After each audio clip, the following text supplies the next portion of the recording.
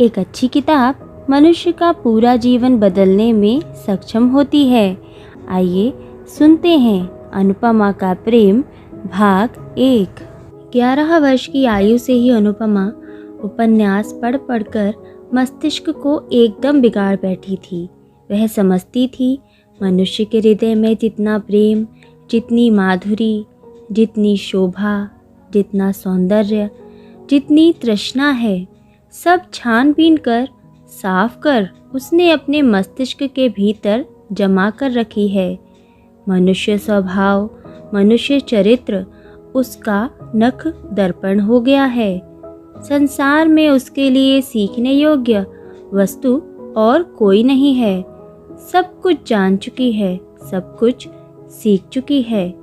सतीत्व की ज्योति को वह जिस प्रकार देख सकती है, प्रणय की महिमा को वह जिस प्रकार समझ सकती है, संसार में और भी कोई उस जैसा समझदार नहीं है। अब अनुपमा इस बात पर किसी तरह भी विश्वास नहीं कर पाती।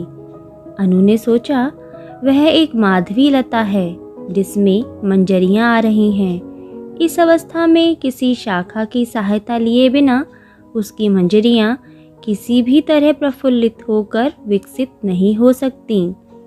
इसलिए ढूंढ खोजकर एक नवीन व्यक्ति को सहयोगी की तरह उसने मन ही मन मनोनीत कर लिया एवं 2-4 दिन में ही उसे मन, प्राण, जीवन, यौवन सब कुछ दे डाला। मन ही मन देने अथवा लेने का सबको समान अधिकार है, परंतु ग्रहण करने से पूर्व सहयोगी को भी बताने की आवश्यकता होती है। यहीं आकर माधवीलता कुछ विपत्ति में पड़ गई। नवीन निरोधकांत को वह किस तरह जताए कि वह उसकी माधवीलता है और विकसित होने के लिए खड़ी हुई है। उसे आश्रय ना देने पर इसी समय मंजरियों के पुष्पों के साथ वह पृथ्वी पर लौटती पोटती प्राण त्याग देगी। परंतु सहयोगी उसे ना जान सका। न जानने पर भी अनुमान का प्रेम उत्तरोत्तर वृद्धि पाने लगा। अमृत में विष, सुख में दुख, प्रणय में विच्छेद चिर प्रसिद्ध हैं।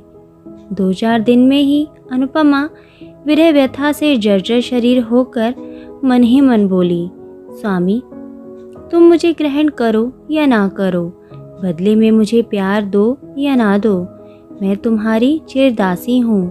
प्राण चले जाएं यह स्वीकार है, परंतु तुम्हें किसी भी प्रकार नहीं छोड़ूंगी। इस जन्म में ना पा सकूं तो अगले जन्म में अवश्य पाऊंगी। तब देखोगे सती साध्वी की क्षुब्ध बुझाओं में कितना बल है।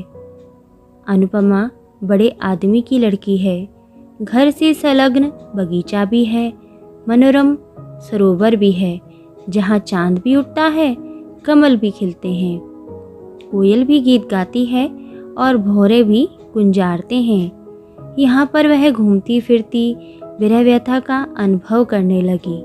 सिर के बाल खोलकर अलंकार उतार फेंके, शरीर में धूलि मलकर प्रेम योगिनी बन कभी सरोवर के जल में अपना मुंह देखने लगी तो कभी आंखों से पानी बहाती हुई गुलाब के फूल को चूमने लगी। कभी आंचल बिछाकर वृक्ष के नीचे सोती हुई हाय की हुताशन और दीर्घ श्वास छोड़ने लगी। भोजन में रुचि नहीं रही, शयन की इच्छा नहीं रही, साज सज्जा से बड़ा वैराग्य हो गया। कहानी किस्सों की भांति विरक्ति हो आई। अनुपमा दिन प्रतिदिन सूखने लगी। देख सुनकर अन्नू की माता को मन ही मन चिंता होने लगी। एक ही तो लड़की है, उसे भी यह क्या हो गया। पूछने पर वह जो कहती उसे कोई भी समझ नहीं पाता। होठों की बात होठों पे रह जाती। अनु की माता फिर एक दिन जगबंधु बाबू से बोली, अजी एक बार क्या ध्यान से नहीं देखोगे? तुम्हारी एक ही लड़की है, यह जैसे बिना इलाज के तो मरी ही जा रही है। जगबंधु बाबू चकित होकर बोले, क्या हुआ उसे? सो कुछ नहीं जानती, डॉक्टर आया था, देख सुनकर बोला बीमारी तो कुछ नहीं है। तब ऐसी क्यों हुई जा रही है? जगबंधु बाबू विरक्त होते हुए बोले, फिर हम किस तरह जाने? तो मेरी लड़की मर ही जाए, यह तो बड़ी कठिन बात है। ज्वर नहीं, खांसी नहीं, बिना बात के ही यदि मर जाए तो मैं किस तरह से बचाए रहूंगा?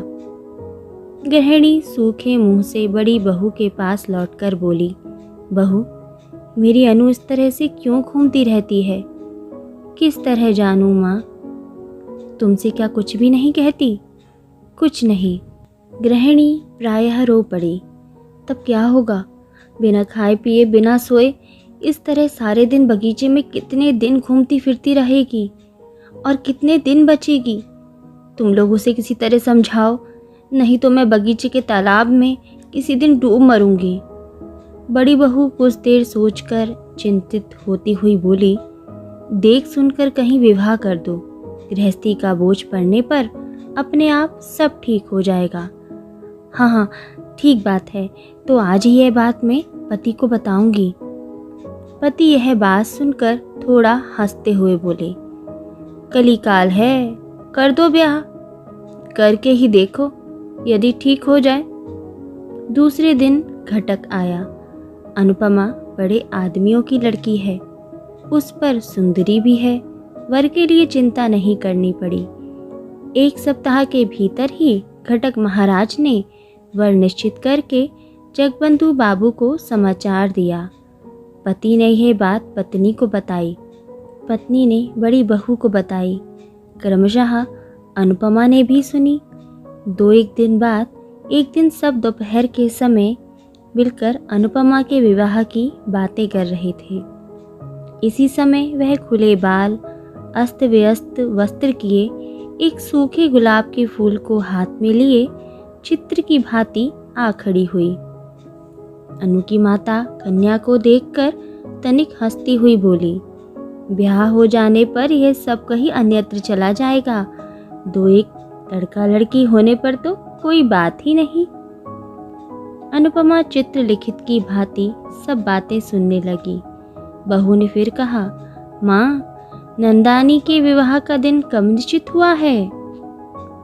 दिन अभी कोई निश्चित नहीं हुआ, नंदोई जी पढ़ रहे हैं, इस बार बीए की परीक्षा देंगे, तब तो बहुत अच्छा वर है।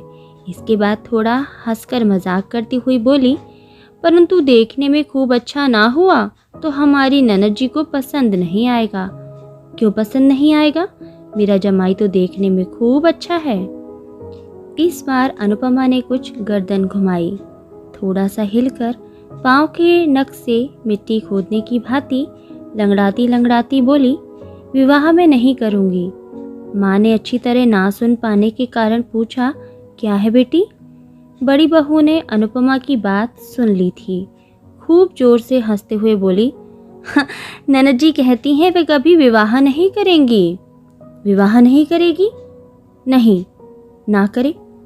अनु की माता मुंह बनाकर कुछ हंसती हुई चली गई।